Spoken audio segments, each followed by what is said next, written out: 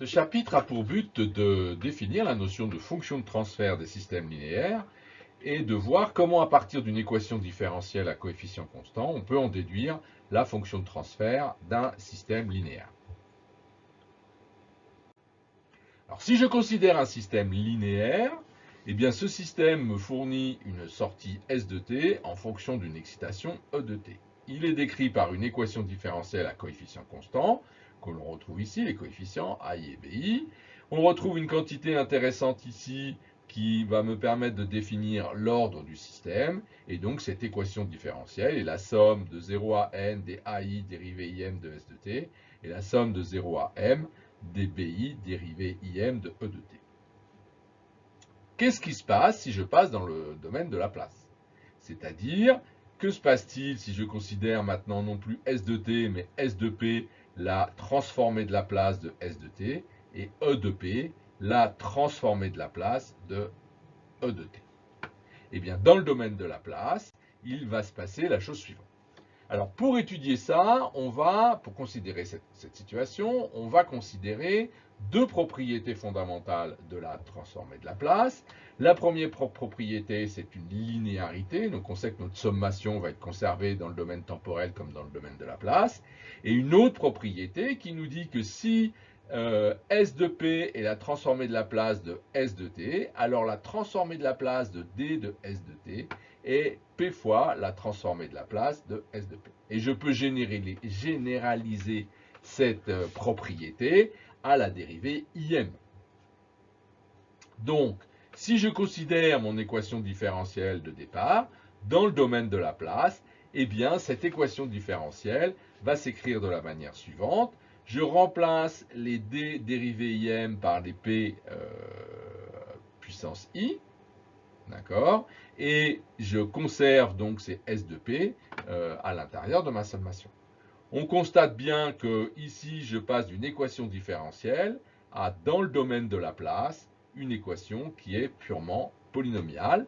Et d'autant plus, propriété intéressante, c'est que je peux mettre en facteur ici S de P et E de P, et donc exprimer une quantité très intéressante qui me donnera S de P en fonction de E de P et cette quantité-là.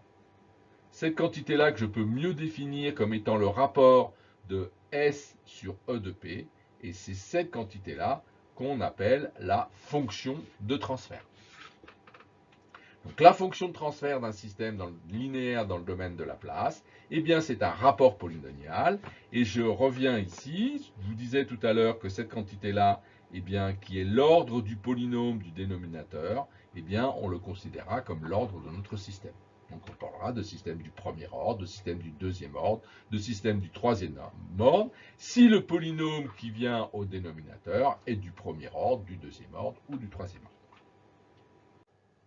En conséquence, si je considère un système décrit par une équation différentielle à coefficient, c'est-à-dire un système linéaire, qui a une sortie S de t suite à une excitation E de t, dans le domaine de la place, ce système sera décrit par un système dont la sortie est S de t, qui est la transformée de la place de S de t, suite à une excitation E de P, qui est la transformée de la place de E de t.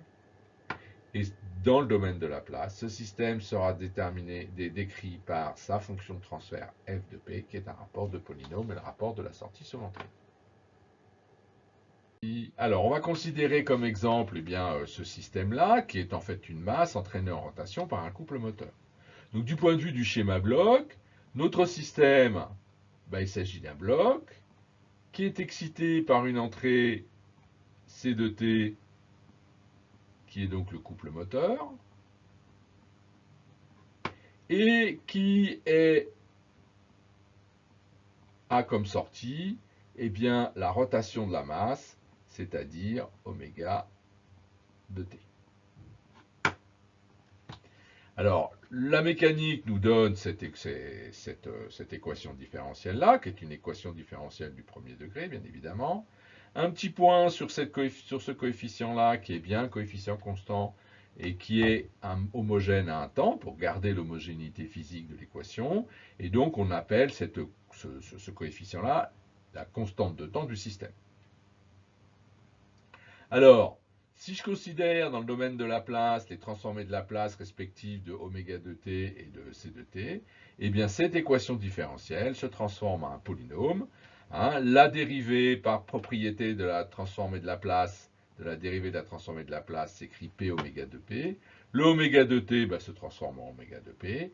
Et le kc de t se transforme en kc de p par principe de la linéarité de la transformée de Laplace. On retrouve donc les deux propriétés fondamentales de base de la transformée de Laplace. Alors je peux mettre en facteur oméga de p, et à partir de là, exprimer le rapport oméga de p sur c de p, qui est bien ce qui nous intéresse ici de modéliser, c'est-à-dire le comportement de notre système dans le domaine de Laplace.